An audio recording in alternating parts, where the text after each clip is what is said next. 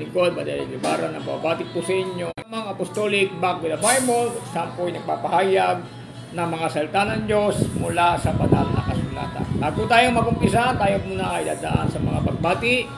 Nabati po natin ang ating mga kapatiran dito sa Kaibiga at Bagbagin, sa pamumuno po ng ating Pastor Jeff Pascual sa kanyang may bahay, at kayo din binabati natin ang family Durumal, family Payon, family Resurrection, family Mercado, family Pertes, family Migito, at ganyan din binabati natin ang family Ayag dyan sa Venezuela. At binabati rin natin ating kapatid dyan sa Hungary, si Brother Norbin Saren, at si Sister Ariela dyan sa Dubai, at si Sister Novi dyan sa Venezuela. Binabati natin ating mga kaibigan na pastor, no? Si Pastor Resty Tihome, at ganyan din si Pastor Willie Peralta, at si Bishop Jason Gabrola, at si Pastor Jose Miller Reyes, at si Pastor Jimmy Stumago dyan sa North Sagaray. Pinabati natin ang ating mga viewers na patuloy sumusubaybay sa Apostolic Back to the Bible. Pinabati rin natin ang ating kaibigan na si Brother Albert Ilisan, Brother Anjo Ilisan, at si Princess Liliw. No? Pinabati po natin siya ng isang magandang gabi. Sa lahat po na patuloy na sumusubaybay sa programa Apostolic Back to the Bible, maaari po tayong magtanong yan po sa ating comment section at ating pong sasagutin sa tulong at awa ng ating Panginoon Diyos. Pwede po natin i-like at i-share ang ating programa upang ito po ay makahatid sa inyo ng mga salita ng Diyos, mga kaibigan. Pagpalain po ngayon ng ating Panginoong Jesucristo, mga kaibigan at mga kapatid. Ng ating topiko ay ang napakalaga yung paglapit natin sa Panginoon at pagkakilala natin sa Kanya, mga kapatid.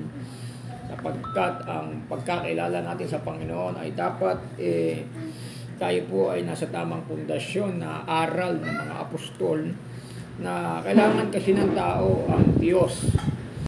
Kahit merong tao, mga kaibigan at mga kapatid, kahit walang tao, ang Diyos po ay mananatili pong Diyos yan, mga kaibigan. Tayo po ang higit na nangangailangan sa ating Diyos.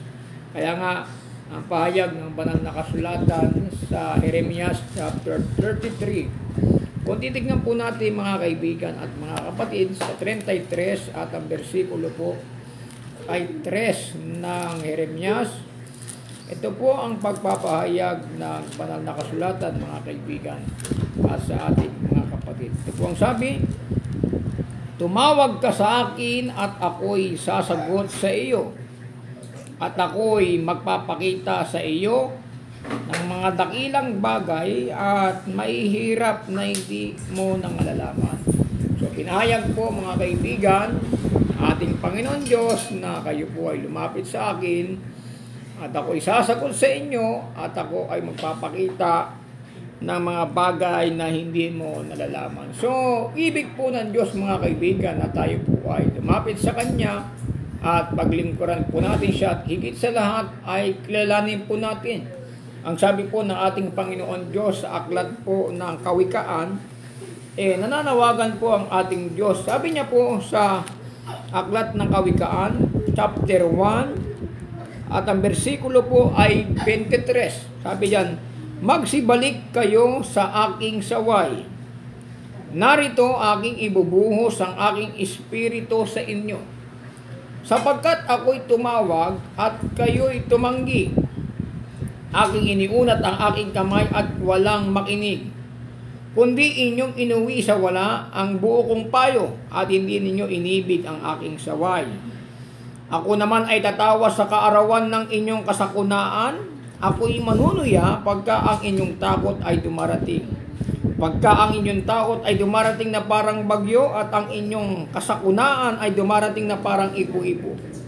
Pagka ang hirap at ang hapis ay dumating sa inyo, kung magagayo'y tatawag sila sa akin, ngunit hindi ako sasagot. Hahanapin nila akong masikap, ngunit hindi nila ako masusumpungan. So mga base po natin, mga kaibigan, ay pinapabalik po tayo ng ating Panginoon Diyos sa Kanyang saway. Sabi dito, magsibalik kayo sa aking saway, narito aking ibubuhos ang aking espiritu sa inyo. So, ibig sabihin, mga kaibigan, kaya po tayo pinapabalik ng Diyos sa Kanyang saway, sa Kanyang mga utos, Kasi ang buong katungkulan po ng tao ay matakot po sa Diyos at sundin ang kanyang utos. Ito po ang gampanin natin habang tayo po ay nabubuhay sa mundong ito, mga kaibigan at mga kapatid. Kung titingnan niyo po sa aklat ng Ecclesiastes 12, at ang bersikulo po ay 13. Sabi diyan, ito ang wakas ng bagay, lahat ay narinig, ikaw ay matakot sa Diyos at sundin mo ang kanyang mga utos, sapagkat ito ang buong katungkulan ng tao. So ang tungkulin po ng tao, mga kaibigan, siya po ay lumapit sa Diyos at sundin ang kanyang mga utos. Ito po ang buong katungkulan ng tao. Ngunit sa panahon po natin, mga kaibigan, ay nakakalungkot po na ang mga tao po ay tila baga binabaliwala nila yung pagtawag ng Diyos sa kanila. Ibig kasi ng Diyos na lahat po tayo ay maligtas, kaya tayo po ay tinatawag ng Diyos upang bumalik tayo sa kanyang mga saway at tayo matakot sa kanya at sundin natin ang kanyang mga utos. Ngayon po, mga kaibigan, kung susundin po natin ang utos ng ating Panginoon Diyos, ano po ba ang kanyang pangako, mga kaibigan at mga kapatid? Tingnan niyo po sa aklat ng Deuteronomio 28 at ang bersikulo po ay 1. Ito po ang pahayag ng banal na kasulatan. At mangyayari kung inyong didingging masikap ang tinig ng Panginoon mong Diyos upang isagawa ang lahat niyang utos na aking iniutos sa iyo sa araw na ito, ay itataas ka ng Panginoon mong Diyos sa lahat ng mga bansa sa lupa.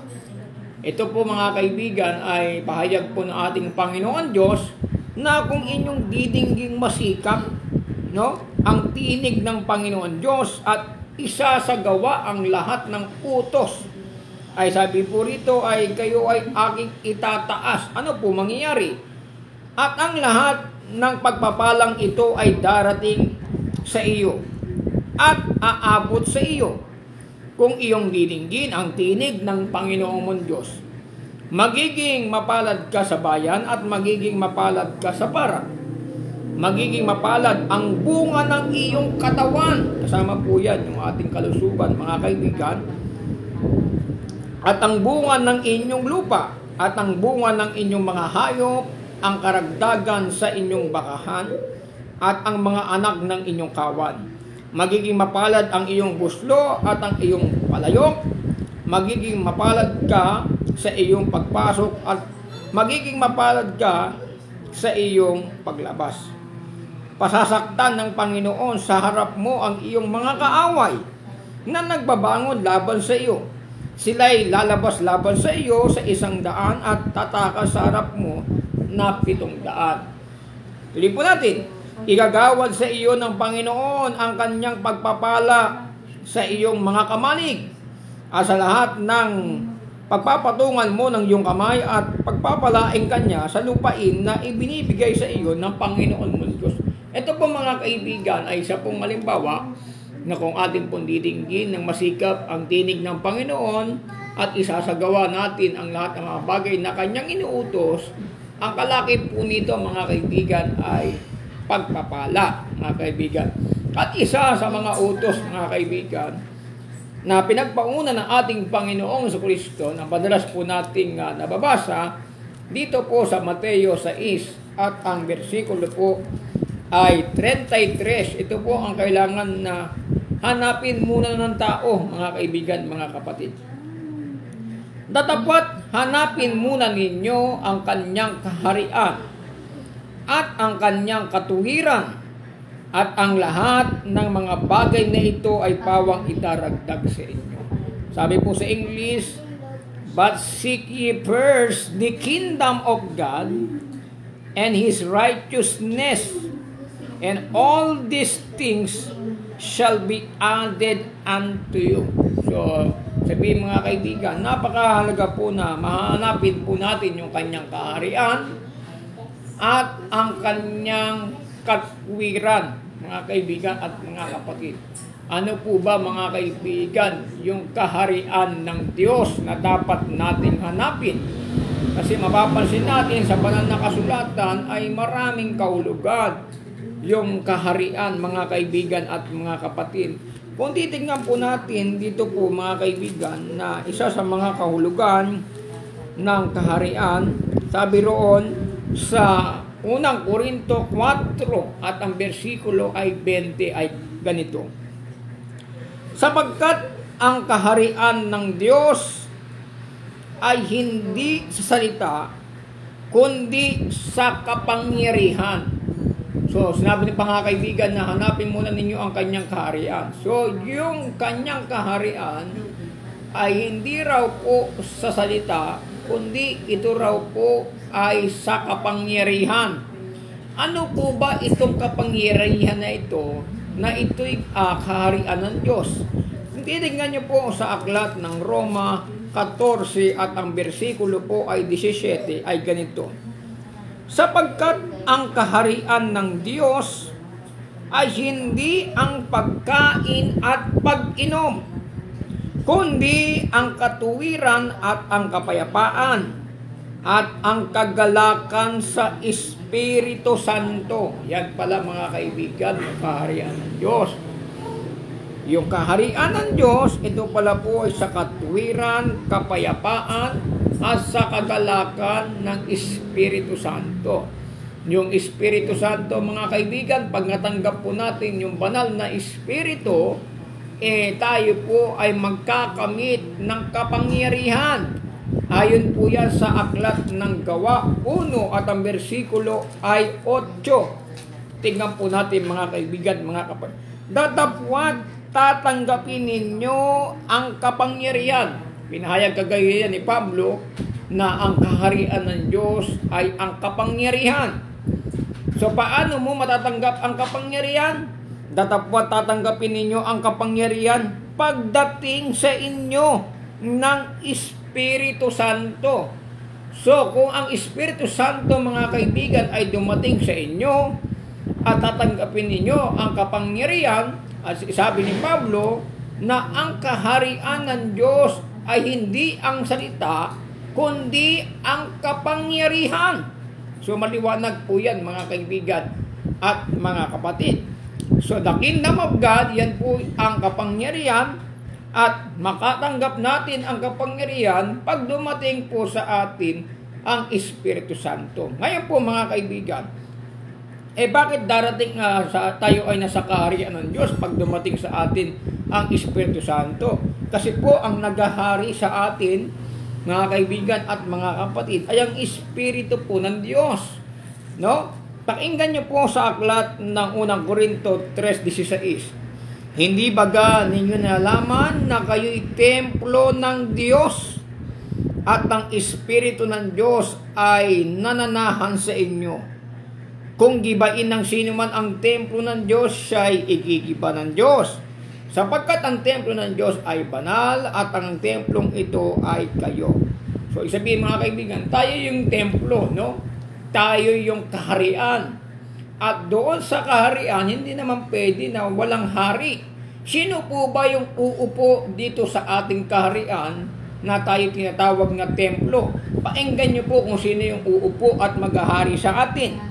Kung titingnan nyo po sa Galatia 4 at ang bersikulo ay 6, painggan nyo mga kaibigan at mga kapatid. At sapagkat kayo'y mga anak, ay sinugo ng Diyos ang Espiritu ng kanyang anak sa ating mga puso na sumisigaw, Aba, Ama. Tayo po ay templo ng Diyos. Yung Espiritu po ng kanyang anak ay nakaupo po sa ating puso. Kaya si Kristo po ang naghahari sa atin. Tayo po ang kaharian at ang Panginoon, siya po ang naghahari sa atin. Ngayon po mga kaibigan, liban na wala tayong banal na Espiritu, hindi makakapaghari ang Panginoon sa atin. Sapagkat yung Espiritu na kapangyarihan, yun po ang kaharian ng Diyos. So para makapaghari ang Diyos, mga kaibigan, kailangan nating matanggap ang Espiritu Santo na pinagmumulan ng kapangyarihan, at ang kapangyarihan naman, ito po ang kaharian ng Diyos. Hindi po ito literal na kaharian na nakikita po natin, sapagkat ang pahayag po ng ating Panginoong Jesucristo sa 17:20 ng Lucas, tinanong siya ng mga Pariseo na pagdating ba ng iyong kaharian ay ito ba ay aming makikita? Painggan niyo po sa aklat po ng Lucas 17 at ang bersikulo po ay 20. Ano ang pagpapahayag ng banal na kasulatan? Sabi rito ay ganito, mga kaibigan at mga kapatid, ang pahayag ng ating Panginoong Jesucristo 17:20. At palibhasa ay tinanong siya ng mga Pariseo kung kailan darating ang kaharian ng Diyos. Ay sinagot niya sila at sinabi, ang kaharian ng Diyos ay hindi paririto na mapagkikita. So, sinabi mga kaibigan ng mga Pariseo sa ating Panginoong Jesucristo na kailan darating ang kaharian ng Diyos. Sabi po ng ating Panginoong Jesucristo, ang kaharian ng Diyos ay paririto na hindi mapagkikita. Bakit? Ni sasabihin man nila, naririto o naririyan, sapagkat ang kaharian ng Diyos ay nasa loob ninyo. Yan. Yung kaharian ng Diyos, mga kaibigan, nasa loob pala natin. Ano po ba yung kaharian ng Diyos na nasa loob natin? Walang iba kundi ang Espiritu Santo na pinagmumulan ng kapangyarihan, sapagkat ang kaharian ng Diyos ay sa kapangyarihan. At paano ka magkakamit ng kapangyarihan? Pagka dumating sa inyo ang Espiritu Santo, mga kaibigan at mga kapatid. So ang Espiritu Santo, mga kaibigan, iyon ang kaharian ng Diyos. Buo po si Kristo sa ating mga puso. Paghaharian tayo ng ating Panginoong Jesucristo, at ang nagmamay-ari na sa atin, mga kaibigan, ay walang iba kundi ang Espiritu Santo, mga kaibigan at mga kapatid. Ngayon po, gaano kahalaga, mga kaibigan at mga kapatid, na tayo po dapat na kumilala sa ating Diyos. Hindi lamang po, mga kaibigan, na kilala natin ang Diyos, mas maigi na sabihin natin na tayo'y nakikilala ng Diyos. Kasi po, mga kaibigan at mga kapatid, meron pong pangyayari sa aklat ng Gawa na sila po ay nagpalayas ng mga demonyo sa pangalan ng ating Panginoong Jesucristo. Pero ang nangyari, mga kaibigan, yung mga masasamang espiritu, hindi naman sila nagsilabas, mga kaibigan, dahil sabi ng mga demonyo doon sa mga sumubok na gamitin ang pangalan ng Panginoong Jesucristo ay, hindi namin kayo nakikilala. Nakikilala namin si Pablo, nakikilala namin si Jesus, ngunit sabi, mga kaibigan, ngunit hindi namin kayo nakikilala at sino-sino kayo. So, mas maganda, mga kaibigan, na tayo po ay kilala ng Panginoon. Hindi maganda na tayo lang nakakakilala sa Panginoon at tayo kanyang hindi kilala. Kasi pagdating po ng araw sa 7:21 ng Mateo, pakinggan niyo, mga kaibigan at mga kapatid. Hindi ang bawat nagsasabi sa akin, Panginoon, Panginoon, ay papasok sa kaharian ng langit, kundi ang gumaganap ng kalooban ng aking Ama na nasa langit. Sabi ng Panginoon, marami ang magsasabi sa akin sa araw na iyon, Panginoon, Panginoon, hindi baga nagsipaghula kami sa iyong pangalan? Alam nila yung pangalan ng Panginoon Sa pamamagitan ng pangalan ng Panginoon, mga kaibigan at mga kapatid, nagsipanghula sila sa kanyang pangalan. Tuloy po natin. At sa pangalan mo'y nagpalayas kami ng mga demonyo. Pati mga demonyo napalayas nila sa pangalan ng Panginoon. At sa pangalan mo'y nagsigawa kami ng maraming gawang makapangyarihan. Ito po, mga kaibigan, hindi lang po ito basta-basta. Nagpapalayas po sila ng mga demonyo. Sila po ay nanghula sa pangalan ng Panginoong Jesucristo. gumawa sila ng mga kapangyarihan at tanda sa pangalan ng Panginoong Kristo. Pero sabi rito mga kaibigan sa 23, at kung magkagayoy, ipapahayag ko sa kanila, sabi ng Panginoon. Kailanman hindi ko kayo nakakilala. Kalain mo mga kaibigan, tumatawag sila sa Panginoon, pero hindi pala sila kilala ng Panginoon. No, mga kaibigan, mga kapatid. Bakit? Sabi diyan, magsilayo kayo sa akin, kayong manggagawa ng katampalasanan. Yung pala, kahit pala yung gumagawa ng mga katampalasanan, pwede rin pala gamitin ang pangalan ng Panginoon. Nagpapalaya sila ng demonyo, sila ay nanguhula, sila ay nagpapakita ng mga tanda at kapangyarihan. Ito pala mga kaibigan, mga gumagawa ito ng katampalasanan, pero bakit nakakapapalabas sila ng demonyo? Hindi sila nakakapagpalabas ng demonyo dahil sa meron silang kapangyarihan. Kasi ginagamit nila ang pangalan ng ating Panginoong Jesucristo, sapagkat ang pangalan ng Panginoong Jesucristo, ito po ay makapangyarihan, mga kaibigan at mga kapatid. Kaya nga, kahit ang mga gumagawa ng katampalasanan, pagka ginamit ang pangalan ng Panginoong Jesucristo, talagang gagana dahil napaka-powerful na pangalan ng Panginoong Jesucristo, sapagkat sa pangalan ng Panginoong Jesucristo, lahat ng tuhod ay luluhod sa langit, pati mga anghel, lahat ng kapangyarihan sa langit, kapangyarihan sa lupa, lahat ng tuhod po ay luluhod sa pangalan ng Panginoong Jesucristo. Kaya, mga kaibigan at mga kapatid, hindi porkit tinatawag natin na ang Panginoon at ginagamit natin ang kanyang pangalan, tayo ay na makikilala na ng ating Panginoon. Kaya sabi niya, hindi lahat ng tumatawag sa akin ay Panginoon, Panginoon, ay papasok sa kaharian ng langit, kundi ang gumaganap ng kalooban ng aking Ama na nasa langit. Kaya napakahalaga mga kaibigan at mga kapatid, pakinggan nyo sa aklat ng awit 139 verse 20, sapagkat sila ay nagsasalita laban sa iyo ng kasamaan at ginagamit ng iyong mga kaaway ang iyong pangalan sa walang kabuluhan. Kahit pala yung kaaway ng Diyos, pwedeng gumamit sa kanyang pangalan sa walang kabuluhan.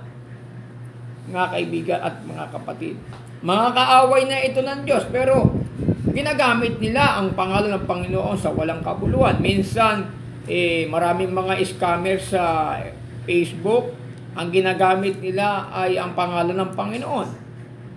No? Maraming gumagamit ng pangalan ng Panginoon, ayun pala, mga scammer pala. So, kaya, hindi lahat na tumatawag sa pangalan ng Panginoon ay papasok sa kaharian ng langit, kundi ang gumaganap ng kalooban ng aking Ama na nasa langit. Tanungin po natin, ano po ba ang kalooban ng Ama, mga kaibigan, upang tayo po ay magsipasok sa kaharian ng langit? Kung titingnan nyo po sa aklat ng 1 Tesalonica 4 at ang versikulo po ay 3 ay ganito, sapagkat ito ang kalooban ng Diyos sa makatuwid bagay ang inyong pagpapakabanal na kayo'y magsiilag sa pakikiapid. So, ang kalooban pala ng Diyos ay ang pagpapakabanal. So, yung pagpapakabanal po, mga kaibigan, ito po ay gawain ng taong banal. No? Hindi ka nagpapakabanal para maging banal. Kaya ka nagpapakabanal sapagkat ikaw ay taong banal, mga kaibigan. Yung pagpapakabanal, ito po yung panlabas na nakikita sa isang taong banal. Kasi wala namang taong banal na gagawa ng hindi kabanalan, mga kaibigan. So, ang kalooban ng Panginoon ay magpakabanal. So, merong atang tanong ang ating kapatid na si Brother Raymond Ganal, ating kaibigan yan. Isa rin na mangangaral, kapwa ating mangangaral. At natutuwa tayo sa kanya pagka tayo nanonood ng kanyang live. Ito ay simpleng tao lang, pero matapang ito mangaral, mga kaibigan. Sabi niya, sino po ba ang Holy Spirit? Meron po bang hindi pa pinapanahanan ng banal na Espiritu? Marami po, mga kaibigan. Alamin muna natin, sino po ba ang Holy Spirit? mga kaibigan at mga kapatid. So alamin po natin, kasi ang Espiritu Santo, ito po ay sinugo ng Ama sa pangalan ng Panginoong Jesucristo, mga kaibigan. Kung titignan po natin sa 14:26 ng 1, ano ang pagpapahayag ng banal na kasulatan ay ganito: tatapwat ang mga aliw sa makatwid bagay, ang Espiritu Santo na susuguin ng Ama sa aking pangalan.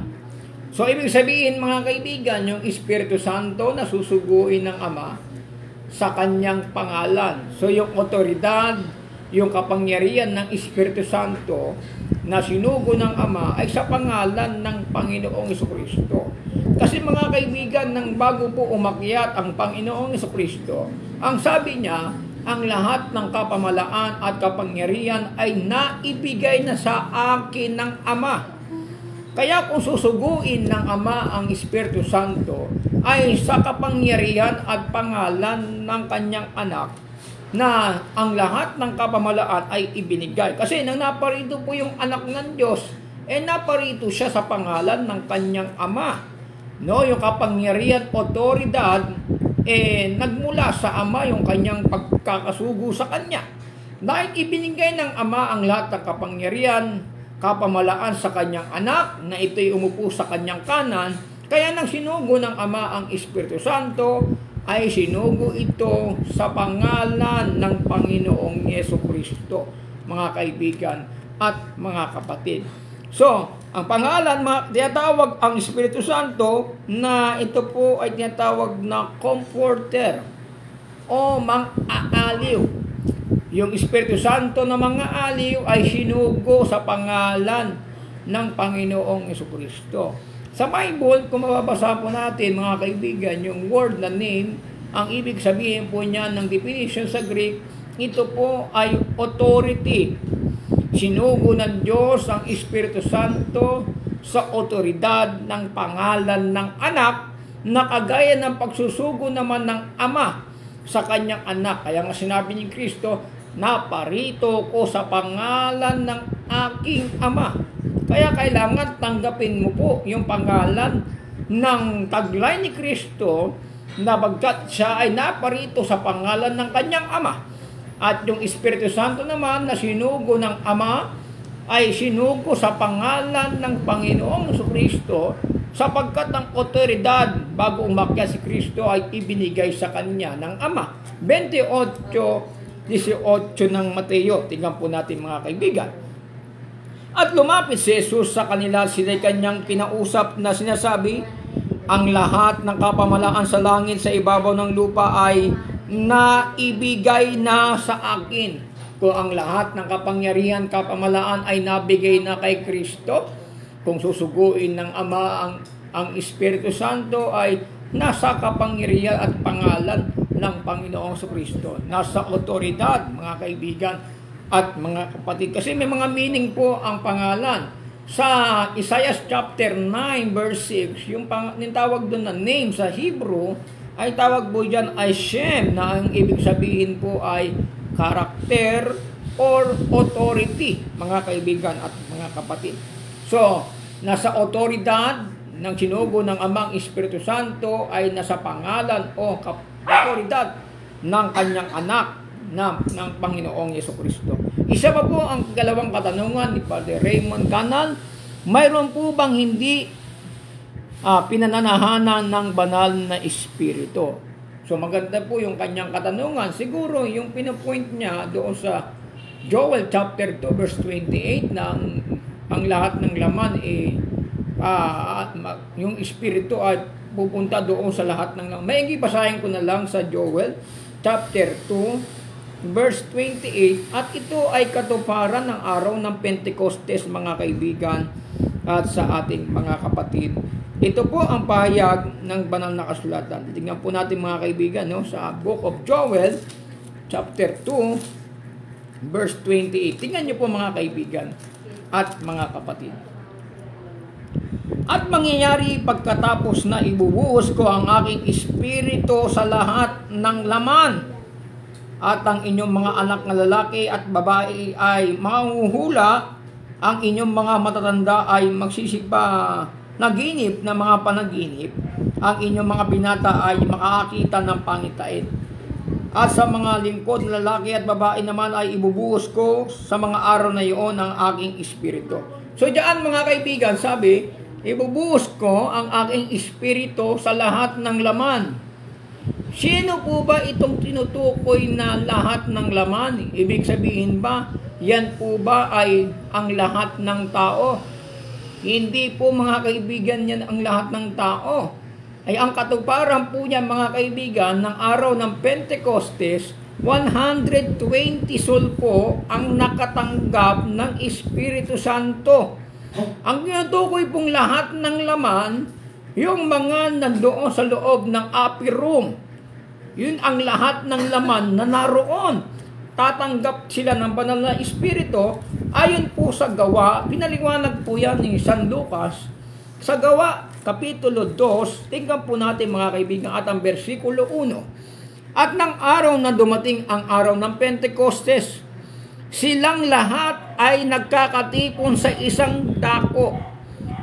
Yung yuto rito na silang lahat ay nagkakatipon, yun din ang yuto sa Joel chapter 2 verse 28, sa lahat ng laman. Hindi po sa lahat ng tao, kaya nga mayroong mapapahamak mga kaibigan. Tingnan po natin.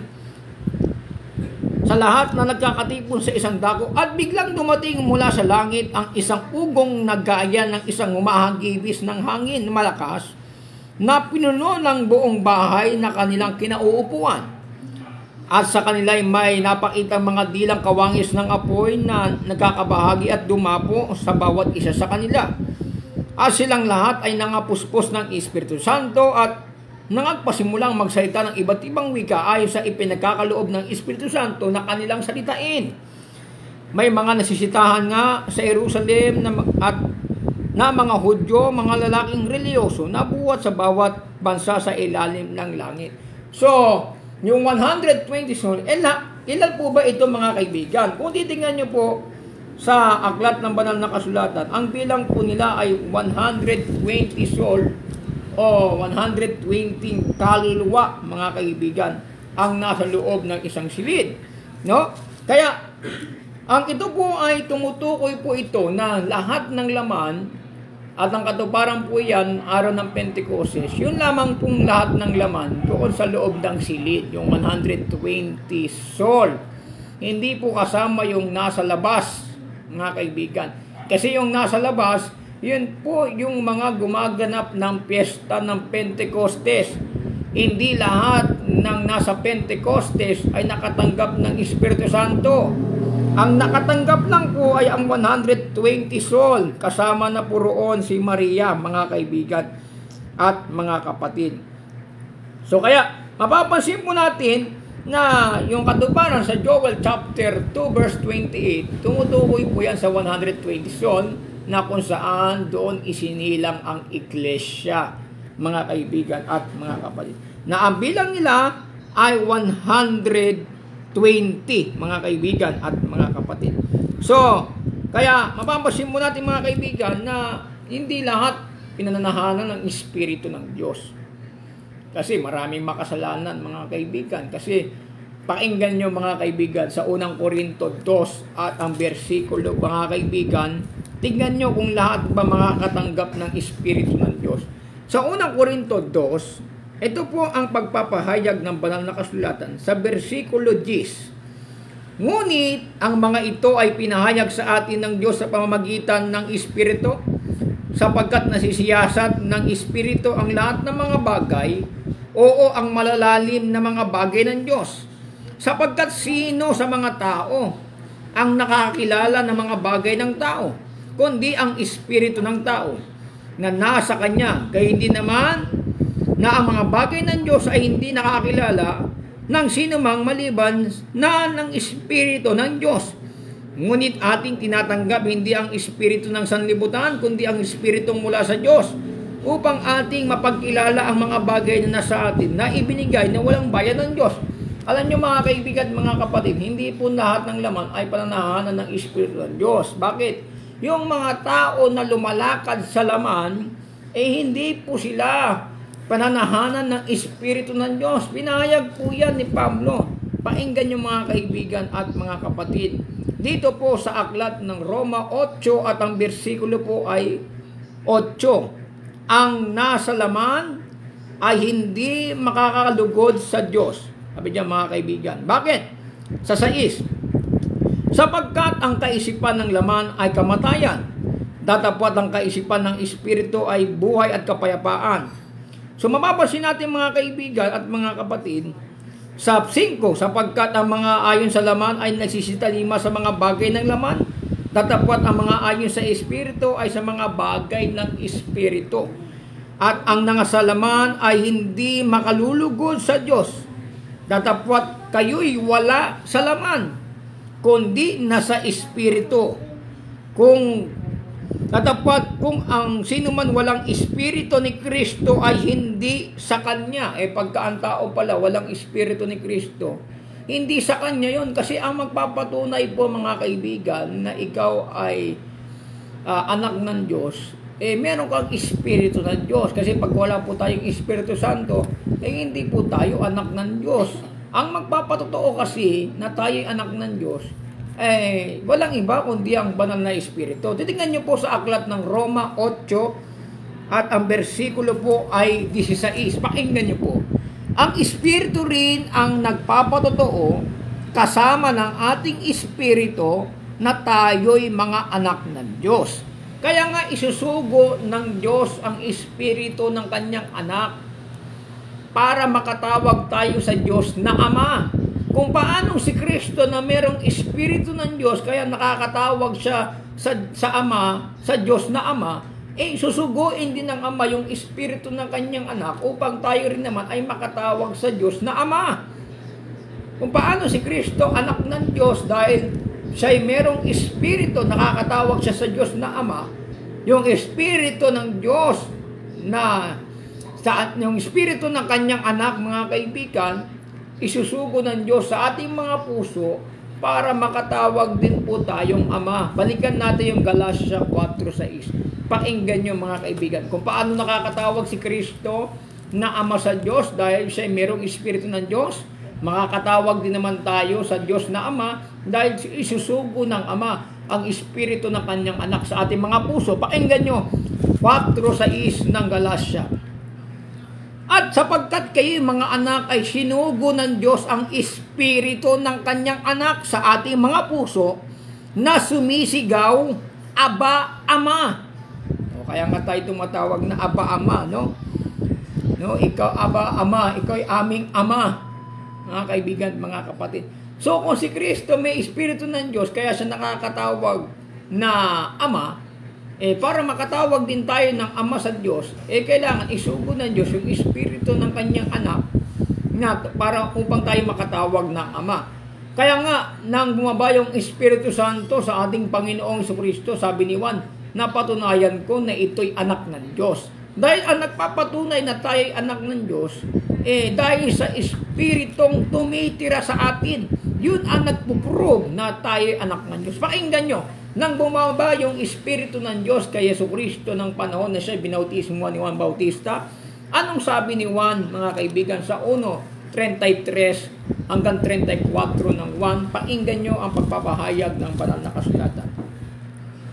At siya'y hindi ko nakilala, datapwat ang nagsugo sa akin upang bumautismo sa tubig ay siyang nagsabi sa akin, ang makita mong babaan ng Espiritu at manaas sa kanya, ay siya nga ang bumabautismo sa Espiritu Santo. At aking nakita at pinatotohanan kong ito ang anak ng Diyos. Kaya nga yung pagbaba ng Espiritu Santo kay Kristo, napatotohanan ni Juan na ito pala ay anak ng Diyos. Kaya ang magsasabi na tayo'y anak ng Diyos, ang magpapatunay na tayo'y anak ng Diyos, kung meron po tayong Espiritu ng Diyos. Lahat ba ng tao merong Espiritu ng Diyos? Hindi lahat, kasi yung mga bagay na tao na makalaman ay hindi makakatanggap ng mga bagay na Espiritu. Kasi makalaman siya, kasi yung laman sa espiritu, magkalaban po yan mga kaibigan. 5:17 ng Galatia, pakinggan nyo. Magkalaban ito mga kaibigan at mga kapatid. Sa 5:17 of the book of Galatia, kaya nga hindi pwede magsama yung laman sa espiritu eh. 5:16 of the book of Galatia, tingnan nyo, 17. Sa 16, sinasabi ko nga, magsilakad kayo ayon sa espiritu. At hindi niyo gagawin ang mga pita ng laman. Pag lumalakad ka pala sa espiritu, hindi mo pala gagawin yung pita ng laman. Bakit? Sapagkat ang laman ay nagnanasang laban sa espiritu. At ang espiritu ay laban sa laman. Sapagkat ang mga ito'y nagkakalaban upang wag ninyong gawin ang mga bagay na inyong ibigin. Nagkakalaban yung espiritu sa kalaman eh. Kaya pag mas malakas yung laman mo, yung gusto mong gawin, magagawa mo. Pero kung mas malakas ang espiritu mo, yung gustong ipagawa ng Diyos, magagawa mo mga kaibigan at mga kapatid. So, yun po yan, magkakalaban po yung espiritu. Kaya, hindi po lahat ng tao ay pananahanan ng espiritu ng Diyos, mga kaibigan. Sabi ni Pablo, ang mga taong nakaukol sa laman ay hindi makakatanggap ng mga bagay na ukol sa espiritu. Kasi makalaman siya eh. Hindi niya matatanggap yung mga bagay na ukol sa espiritu, hindi ang matatanggap niya yung mga bagay na ukol sa laman, mga kaibigan at mga kapatid. So, lahat ba ng tao makakatanggap ng pananahanan ng banal na espiritu? Hindi po, kaya nga mayroong mapapahamak eh. Actually, mas marami pang mapapahamak kaysa maliligtas. Kasi kung lahat ng tao pananahanan ng espiritu ng Diyos, lahat ng tao anak ng Diyos. Kasi ang nagpapatunay na tayo anak ng Diyos, dahil binigyan tayo ng Diyos ng kanyang espiritu. Mga kapatid, sapagkat ang espiritu ng Diyos, ito po ay tatak ng Diyos sa atin. No? Ito po ay tatak, ito'y marka ng Diyos na katunayan na tayo po ay sa Diyos. Painggan nyo sa aklat ng Efeso 1 at ang bersikulo ay 11. Tayo rin naman sa Kanya ay ginawang mana na itinalaga niyan tayo ng una pa ayon sa pasya niyang gumagawa ng lahat ng mga bagay ayon sa pasya ng kanyang kalooban. Sa 13, nasa kanya kayo rin naman pagkarinig ng aral ng katotohanan ng ibanghelo ng inyong kaligtasan. Nasa kanya rin naman mula nang kayo'y magsisampalataya ay kayo'y tinatakan ng Espiritu Santo na ipinangako. Yung Espiritu Santo, yung pala'y tatak, mga kaibigan at mga kapatid. Kaya pagka meron kang tatak ng Espiritu Santo, anong sabi ng banal na kasulatan sa 2 Timoteo? Pakinggan po natin sa 2 at ang bersikulo po ay 19. Pakinggan yung mga kaibigan at mga kapatid. Gayumay ang matibay na pinagsasaligan ng Diyos ay nananatiling may tatak nito. Yung tatak, yung Espiritu Santo. Nakikilala ng Panginoon ang mga kanya.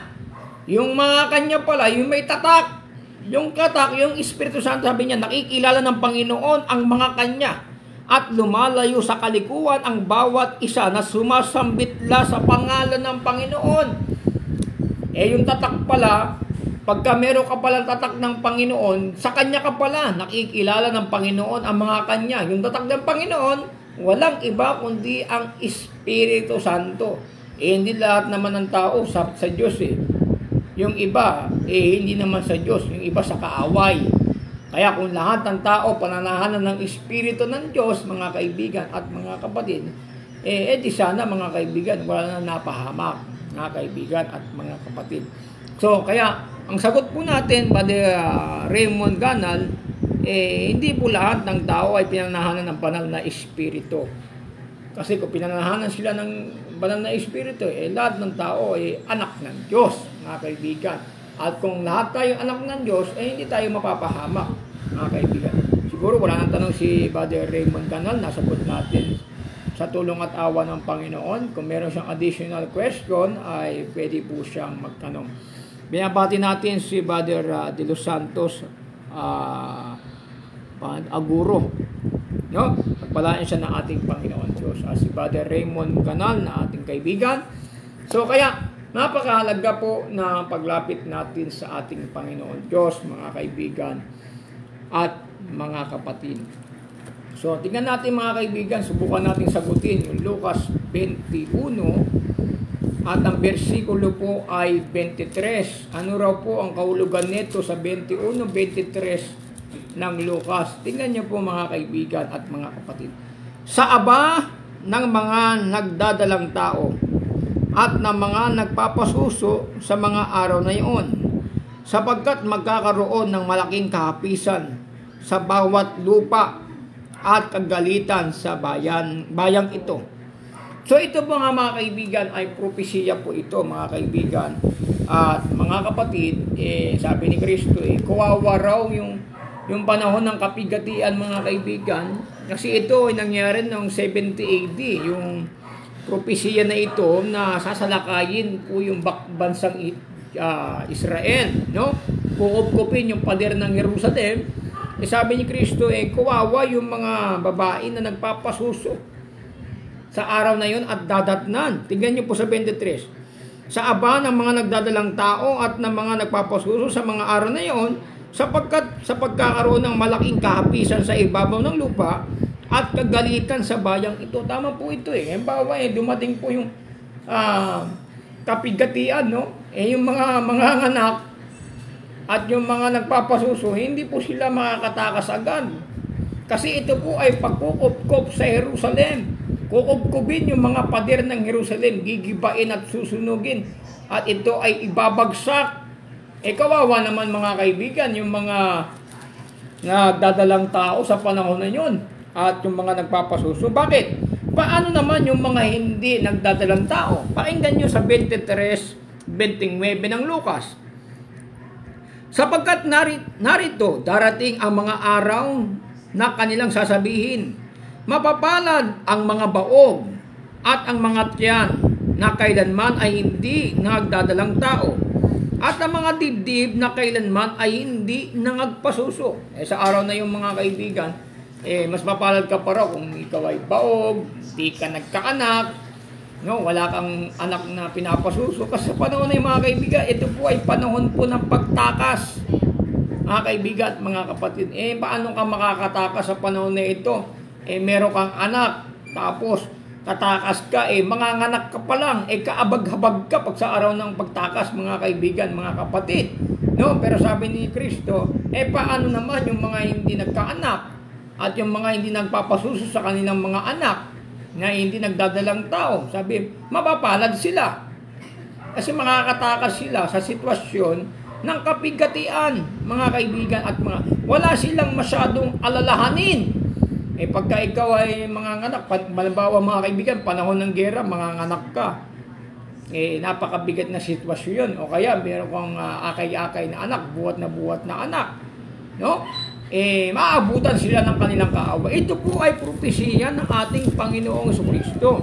Kung titignan nyo, kung iaakyat nyo po mga kaibigan sa 22, ay ganito mga kaibigan, no, sa 20.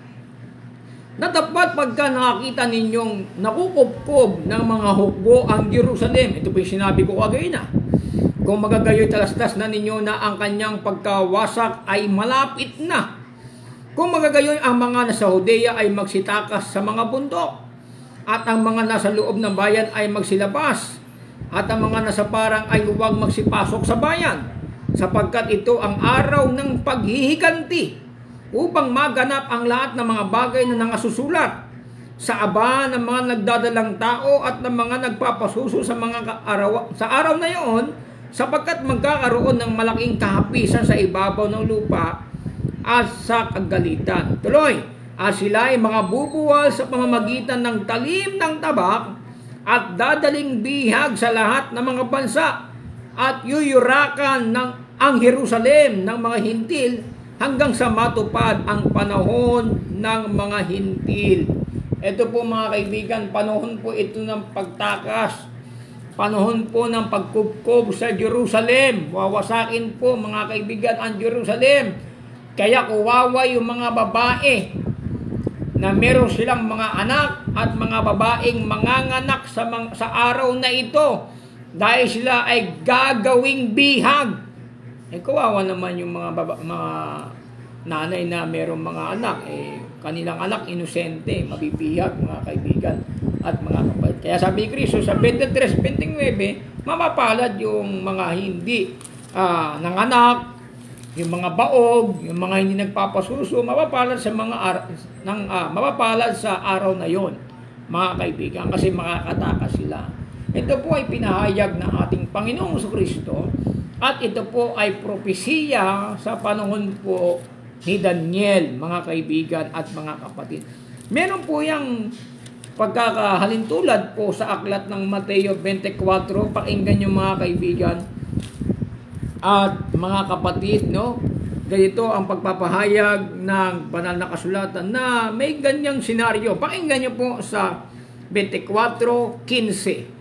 Kaya nga, pagkakita ninyo ng kasuklam-suklam na paninira na sinalita sa pamamagitan ng propeta Daniel na tatayo sa dakong banal, unawain ng bumabasa. Kung magagayon, magsitakas sa mga bundok ang nasa mga Hodea, at ang nasa bubungan ay huwag nang bumaba upang maglabas ng mga bagay sa loob ng kanilang bahay. Kaya pagkatakas ka na, huwag ka na magbitbit. No? Iligtas mo yung sarili mo. Tuloy. At ang nasa bukid ay huwag na magbalik upang kumuha ng kanilang balabal. Huwag mo nang balikan yung balabal na yon. Kasi ito'y panahon po ng pagtakas. Dadapat sa aba ng nagdadalang tao at nagpapasuso sa mga araw na yon. Kawawa pala yung mga nagdadalang tao. Sa kanya man nagpapasuso, may hirapan silang tumakas, mga kaibigan, mga kapatid. Hindi sila makakatakbo. Paano ka makakatakbo? Nagli-labor ka, mga kaibigan. Bakit? Ano ba ito?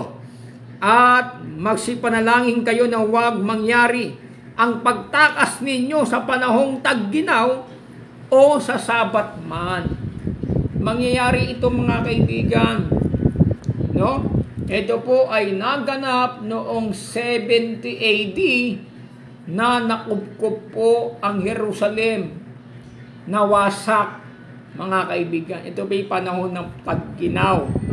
So ito po ay inihula sa panahon po ni Daniel at magaganap pa po at magaganap pa ang mga lahat na nakasulat dito at mangyayari hanggang sa ating panahon. Tagos po ito sa ating panahon, mga kaibigan at mga kapatid. Magkakaroon ng mga digmaan, alingaw-ngaw ng mga digmaan, magkakaroon ng mga salot. Sabi Kristo, ingatan ninyo ang inyong sarili kapagkat ito'y hindi pa wakas.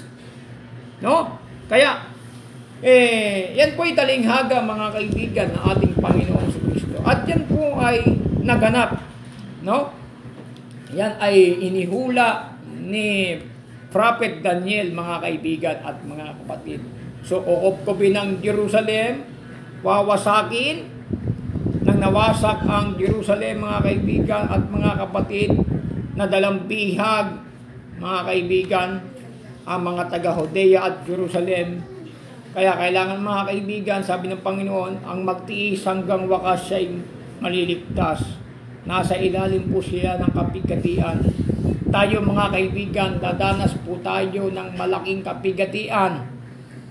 Na yung malaking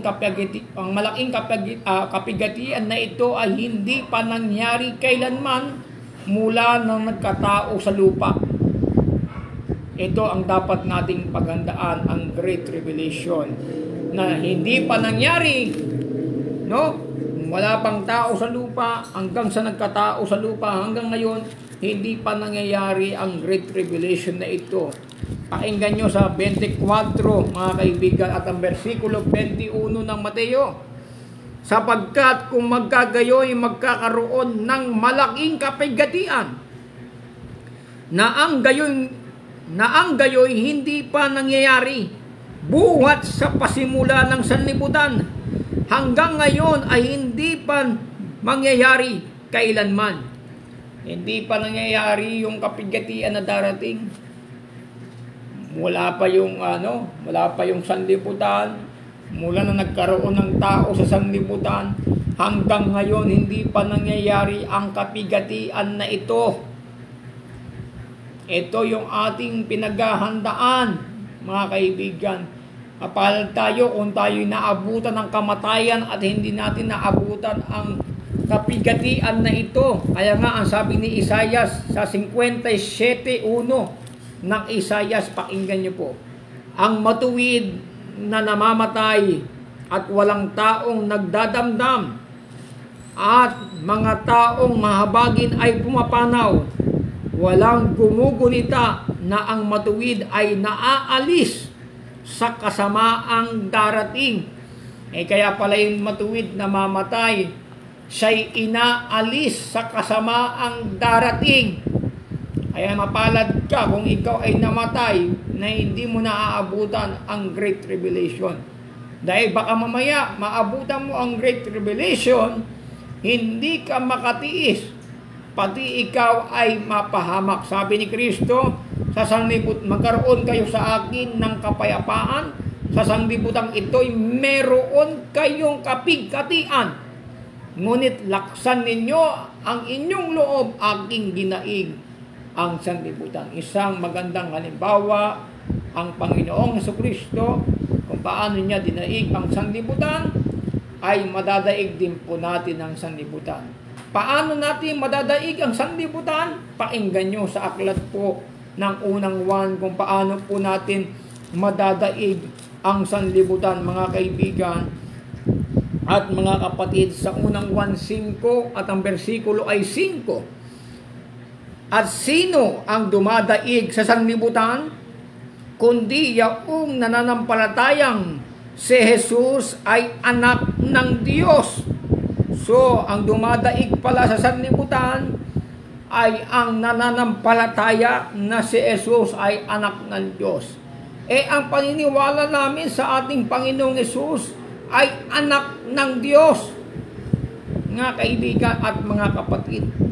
Kaya nadadaig natin ang sanlibutan, ang dumadaig sa sanlibutan, ang mga nananampalataya na si Jesus ay anak ng Diyos. Pag sumampalataya ka na si Jesus ay anak ng Diyos, anong sabi sa unang Juan 4:15? Ang sino mang nagpapahayag na si Jesus ay anak ng Diyos, ang Diyos ay nananahan sa Kanya at siya'y sa Diyos. Tanong, ano ang pagpapahayag ninyo kay Jesus? Siya ba yung Ama o siya yung anak ng Diyos? Ang pagpapahayag namin sa aming programa mula ng una, si Jesus ay anak ng Diyos. Matthew chapter 16 verse 16, sabi ng Panginoong Hesus kay Pedro, sino ang anak ng tao sa inyo? Sabi ni Pedro sa kanya, ikaw ang Kristo, ang anak ng Diyos na buhay. Ang paniniwala ni Pablo, pagkatapos niya makita ang Panginoong Jesucristo sa Damasco, ipinangaral niya sa mga sinagoga, Acts chapter 9 verse 20, na si Jesucristo ay anak ng Diyos. Ipinangaral ni Pablo sa mga taga-Korinto, ipinangaral ni Timoteo, ni Silvano sa ikalawang Korinto, chapter 1 verse 19, na si Jesucristo ay anak ng Diyos. Lahat ng nangaral na mga apostol, si Jesucristo ay anak ng Diyos, sapagkat ang nagpapahayag na si Jesus ay anak ng Diyos, ang Diyos ay nananahan sa Kanya at siya'y sa Diyos. Tanong, ano ang pagpapahayag ninyo sa ating Panginoong Hesus? Siya ba yung Ama o siya yung anak ng Diyos? Mamili po tayo, mga kaibigan. Ano ang nasusulat? Si Jesucristo ay anak ng Diyos. Sino yung tunay na Diyos? Yung tunay na Diyos, yung may anak na si Jesucristo. Kaya nga si Jesucristo tinatawag na anak ng Ama. Ikalawang 1:1 at ang bersikulo ay 3. Sumaatin nawa ang biyaya, awa at kapayapaang mula sa Diyos Ama at kay Jesucristo, anak ng Ama, sa katotohanan at sa pag-ibig. Si Jesucristo pala anak ng Ama. Hindi siya ang Ama, siya'y anak ng Ama. Yan po ay biblical, mga kaibigan. Ginagawa ng iba, sinisira ang nakasulat sa Bible. Si Jesucristo ay anak ng Ama. Sabi niya, paroroon ako sa aking Ama, inyong Ama, aking Diyos at inyong Diyos. Si Kristo ay anak ng Diyos. Pinakikilala niya na ang iisang Diyos ay walang iba kundi ang Ama. Ang ginawa ng iba, yung pinakikilala ni Kristo na iisang Diyos na walang iba kundi ang Ama, ang kinikilala nilang Diyos ay yung anak na nagpapakilala sa iisang Diyos. Sampalatayanan po natin ang Panginoong Jesucristo. Sabi niya, ang sumasampalataya sa akin ay sumasampalataya doon sa nagsugo sa akin. Ano ang paniniwala natin sa Panginoong Jesucristo? Ano ang sabi ni Kristo? Yung Ama ang makilala na iisang Diyos na tunay. Sa Matthew chapter 17 verse 5, sabi ng Ama, ito ang sinisinta kong anak na siya kong lubos na inalulugdan, siya ang inyong pakinggan. Pakinggan mo yung anak. Ano ba sabi ng anak? Ikaw ay makilala nila na iisang Diyos na tunay, yung Ama. Yung iba, hindi nyo pinakikinggan yung anak.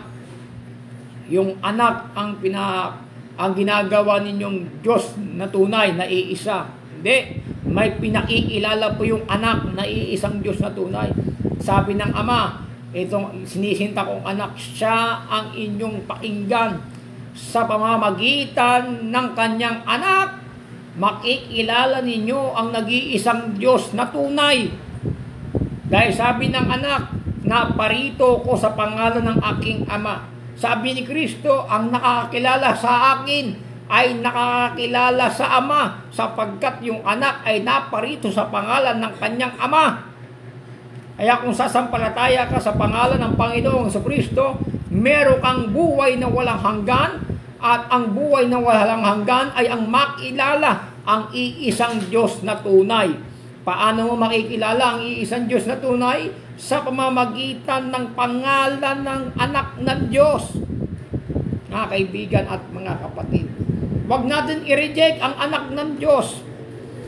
Ayaw nyo maging antikristo, tanggapin nyo may Ama. May Ama at merong anak.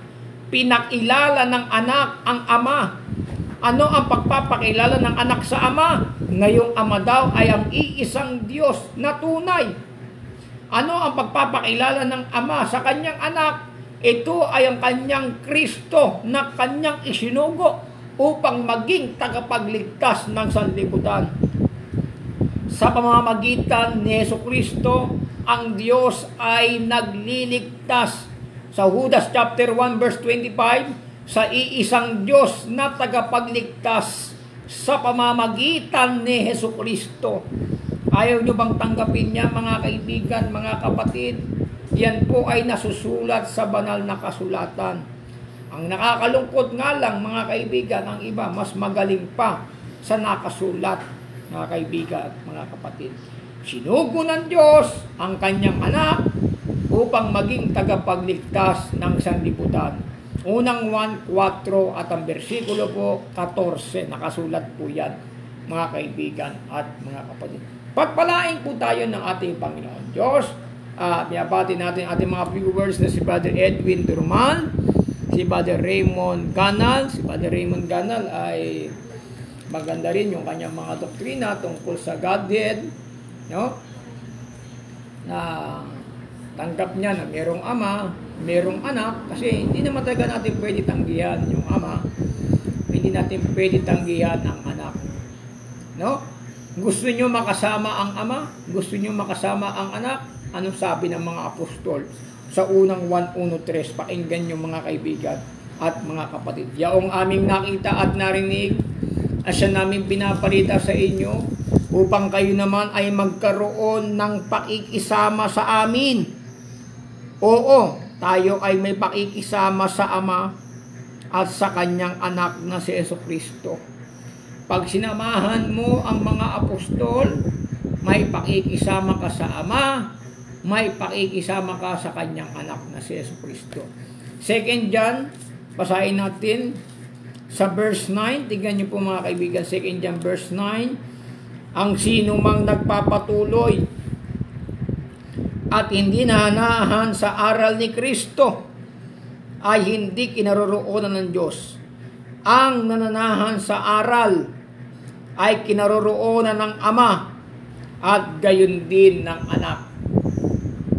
Pagka ikaw po mga kaibigan ay nananahan sa aral, kinaroroonan ka ng Ama, kinaroroonan ka ng Anak. Pag tinutupad natin ang salita ng Diyos, sabi ni Kristo, ikaw ay gagawin naming aming tahanan. 14:23 ng 1, painggan nyo mga kaibigan at sa ating mga kapatid. 14:23 of the book of John, ito po ang sabi ng banal na kasulatan. Sumagot si Jesus at sinabi sa kanya, kung ang sino man ay umiibig sa akin, ay kanyang tutuparin ang aking salita. At siya'y iibigin ng aking Ama. At kami ay pasasakan niya. At siya'y gagawin naming aming tahanan. Yung umiibig daw, mga kaibigan, kay Kristo, at tumutupad ng kanyang salita, ay iibigin ng kanyang Ama. Sabi ni Kristo, kami ay pasasakan niya at siya'y gagawin naming aming tahanan. Mga kaibigan, gusto mo maging tahanan ka ni Kristo at tahanan ka ng Ama? Ibigin nyo at tuparin ninyo ang kanyang salita. Tahanan tayo ng Diyos Ama sa Espiritu. Ang ating katawan ay templo ng Diyos. Mga kaibigan, mga kapatid. At ang ating Panginoong Jesucristo ay nakaluklok sa ating puso. Isusugo ng Diyos ang Espiritu ng kanyang anak sa ating mga puso. We are the temple of living God. Ang ating katawan ay pagkaari na ng ating Panginoong Diyos.